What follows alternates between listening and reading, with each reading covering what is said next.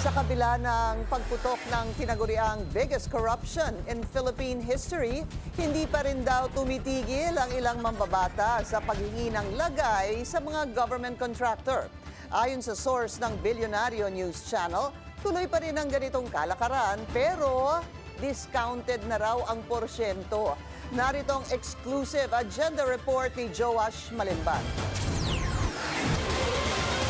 Bidding standoff. Yan umano ang isa sa mga pinakamalaking issue na kinaharap ngayon ng DPWH pagdating sa implementation ng mga proyekto ngayong 2026. Ayon yan sa isang senior DPWH official na tumangging magpakilala. Ayon sa opisyal, ang bidding standoff ay ang senaryo kung saan kakaunti o minsan ay isang contractor lang ang sumasali sa bidding process ng isang project. Ang pangunahing dahilan umano ng ani ay disinterest ng mga contractor ay ang masyadong mababang presyo ng mga materyales at ang umano'y expectation ng ilang congressman ng ani ay parehong SOP o porsyento para sa mga proyektong ito. Ayon sa DPWH official, ito raw ang dahilan kung bakit puspusan pa rin ang intervention ng mga mambabatas sa 2026 DPWH budget sa BICAM.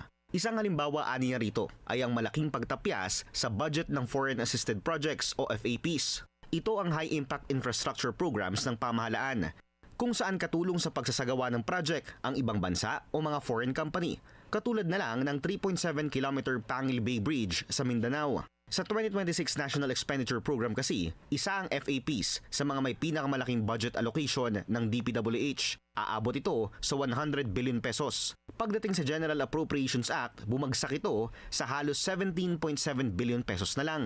Ang isa sa mga lumobo ang budget ay ang Convergence and Special Program o CSSP na mula sa proposed 167.7 billion pesos sa NEP ay nasa halos 240.5 billion pesos na sa GAA. Kahit natapyasan pa ng mahigit 300 billion pesos ang overall budget ng ahensya. Una nang inilahad ni Navotas City Representative Toby Tiangco sa Bilyonaryo News Channel ang umano'y ganitong tactics ng ilang kongresista para masiguradong pasok ang kanilang mga proyekto sa DPWH budget. Nilalagay nila sa program yan dahil alam nila kahit ano ang mangyari, pipilitin ng gobyerno na pondohan itong mga proyekto na foreign assisted tsaka yung flagship, 'di ba? Pipilitin ng gobyerno na mahanapan ng pondo 'yan. Okay? So, ang gagawin nila, yung mga gusto nilang ibentang proyekto, yun ang ilalagay na sa regular budget. 'Di ba? Kasi kung baliktarin natin, okay, kunyari yung foreign assisted tsaka yung flagship, mananatili sa regular budget. At yung gusto nilang ibentang proyekto, ilalagay nila sa program. Sino naman magbabayad ng proyekto na nasa program, walang kasiguraduhan na mapapagawa. Ayon sa isang major DPWH contractor na nakausap ng aming team at tumanggi ring magpakilala, tuloy pa rin ang ani ay SOP sa kabila ng pumutok na flood control scandal. Pero ibinaba raw ang porsyentong hinihingi umano ng mga mambabatas na tumatanggap ng kickback sa 15%. Isang kongresistang may kaalaman sa budget deliberations din ang aming nakausap na nagsabing may mga mambabatas umanong nagdidiin kay DPWH Secretary Vince Dizon na huwag ibaba ang presyo ng mga materyales na ani ay posibleng dahilan kung bakit nagkakaroon ng bidding standoff sa mga proyekto. Nitong nakaraang January 27, nag-post sa social media si Senate President Pro Tempore Panfilo Lacson at sinabing dapat mag-anticipate ang DPWH sa mga ganitong sitwasyon. Aniya, posibleng may early advances na umano kasi ang ibang contractor sa ilang mambabatas.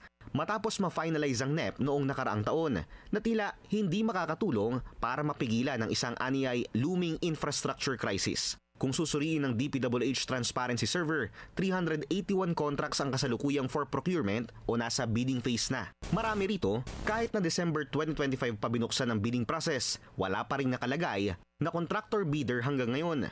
Sumangguni kami sa ilang mambabatas. Ayon kay Congressman Tiangco, wala pang na-publish for bidding sa kanilang distrito. Pero posibleng may delay daw talaga ang procurement ng mga proyekto ngayong taon, lalo na't fina-finalize pa raw ng Central Office ang Construction Materials Price Data o CMPD, na para sa kanya raw ay okay lang, basta maitama ang presyo ng mga materyales sa mga kontrata ng DPWH. Para naman kay Las Piñas Representative Mark Santos, wala pa raw siyang nababalita ang paggalaw ng mga proyekto sa kanyang distrito. Pero panawagan niya patuloy na transparency at accountability pagdating sa implementasyon ng mga infrastructure project. Simple lang, kung malinis ang gobyerno, walang dapat itago. Transparency at accountability ang pinaka-epektibong panlaban sa graft at corruption.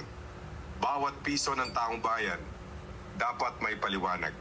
That's the standard. No excuses.